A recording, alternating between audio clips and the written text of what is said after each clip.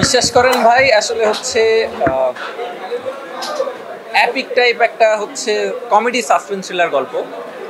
যে ছবিটাতে আমরা মূলত হচ্ছে বাংলা চলচ্চিত্রের যে ধরনের ধারা বা যে ধরনের হচ্ছে কমার্শিয়াল ল্যাঙ্গুয়েজে সিনেমা আমরা দেখে অভ্যস্ত, চিরাচরিত সেই ট্র্যাকের না, এটা একটু অন্য টাইপ অফ কমার্শিয়াল ফিল্ম, যেটাতে আমরা চেষ্টা করেছি একটু কমেডির মাধ্যমে, একটু সাসপেন্সের মাধ্যমে একটা ক্রাইম থ্রিলার গল্পকে প্রোটেক্ট করার জন্য।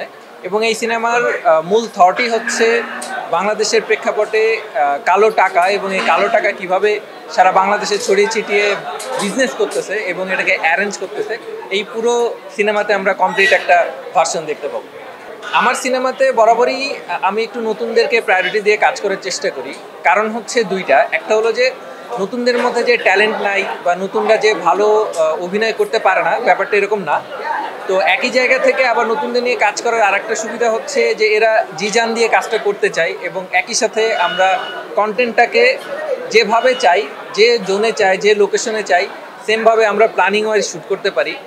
আর আমাকে বিশ্বাস করেন, ভাইয়ের যে হচ্ছে মূল কনসেপ্ট ছিল, এই কনসেপ্টটা পুরোটা রাস্তায় রাস্তায় শুটিং, ডে নাইট শুটিং, রাতের পর রাত শুটিং। তো আমরা পুরো সিনেমাটাকে চেষ্টা করেছি যে হচ্ছে একেবারে কমপ্লিটলি নতুনদের নিয়ে করতে, যেন রাস্তায় বেরিয়ে রিয়েল লোকেশনে শ্যুট করতে আমাদের খুব বেশি প্রবলেম না হয়।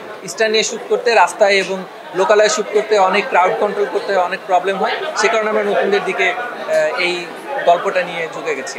বিশ্বাস করেন ভাই, ছবিটা আমরা চেষ্টা করছি আগামী অক্টোবরে রিলিজ দেওয়ার, এবং অক্টোবরের রিলিজ ডেট কবে সেটা আমরা খুব শর্ট টাইমে ট্রেলার লঞ্চিং প্রোগ্রামের মাধ্যমে আমরা জানাবো।